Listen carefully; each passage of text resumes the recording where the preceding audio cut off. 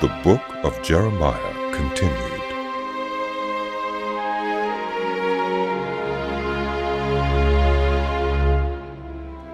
Zedekiah was 21 years old when he became king, and he reigned in Jerusalem 11 years.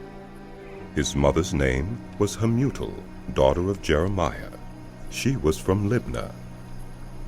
He did evil in the eyes of the Lord, just as Jehoiachin had done. It was because of the Lord's anger that all this happened to Jerusalem and Judah.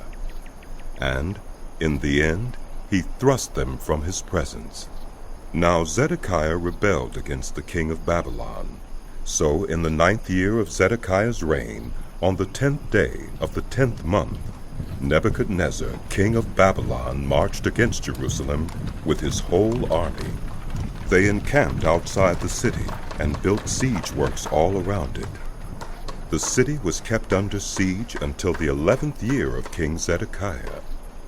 By the 9th day of the 4th month, the famine in the city had become so severe that there was no food for the people to eat. Then the city wall was broken through, and the whole army fled. They left the city at night through the gate between the two walls near the king's garden, though the Babylonians were surrounding the city. They fled toward the Arabah. But the Babylonian army pursued King Zedekiah and overtook him in the plains of Jericho. All his soldiers were separated from him and scattered, and he was captured.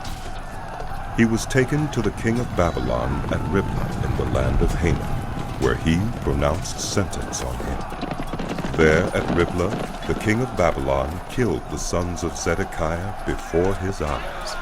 He also killed all the officials of Judah. Then he put out Zedekiah's eyes, bound him with bronze shackles, and took him to Babylon, where he put him in prison till the day of his death. On the 10th day of the 5th month, in the 19th year of Nebuchadnezzar, king of Babylon, Nebuzar-adan, commander of the imperial guard who served the king of Babylon, came to Jerusalem. He set fire to the temple of the Lord, the royal palace, and all the houses of Jerusalem. Every important building he burned down. The whole Babylonian army, under the commander of the imperial guard, broke down all the walls around Jerusalem.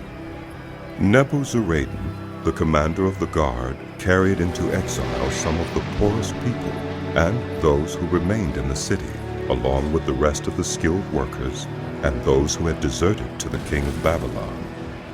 But Nebuzar-adan left behind the rest of the poorest people of the land to work the vineyards and fields. The Babylonians broke up the bronze pillars, the movable stands, and the bronze sea that were at the temple of the Lord, and they carried all the bronze to Babylon. They also took away the pots, shovels, wick trimmers, sprinkling bowls, dishes, and all the bronze articles used in the temple service. The commander of the imperial guard took away the basins, censers, sprinkling bowls, pots, lampstands, dishes, and bowls used for drink offerings, all that were made of pure gold or silver.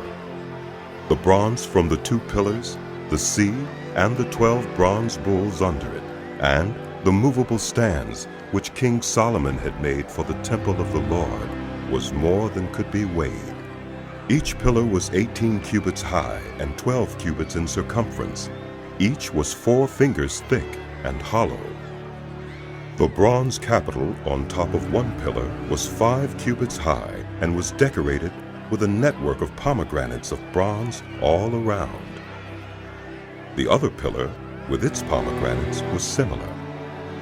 There were 96 pomegranates on the sides. The total number of pomegranates above the surrounding network was 100. The commander of the guard took as prisoners Seraiah, the chief priest, Zephaniah, the priest next in rank, and the 3 doorkeepers.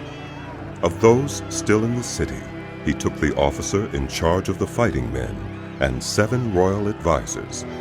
He also took the secretary who was chief officer in charge of conscripting the people of the land, 60 of whom were found in the city.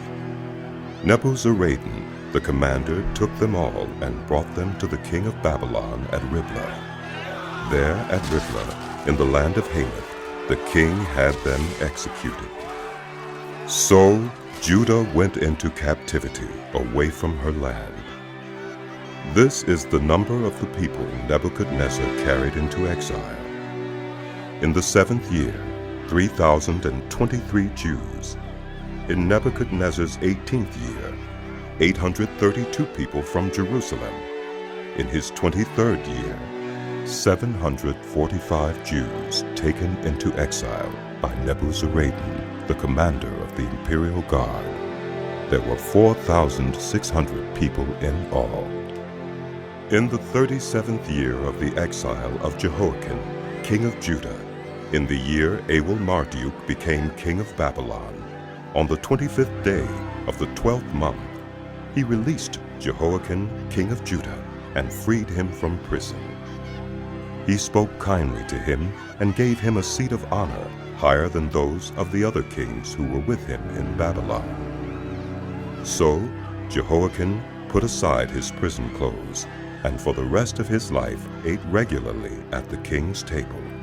Day by day, the king of Babylon gave Jehoiachin a regular allowance as long as he lived, till the day of his death.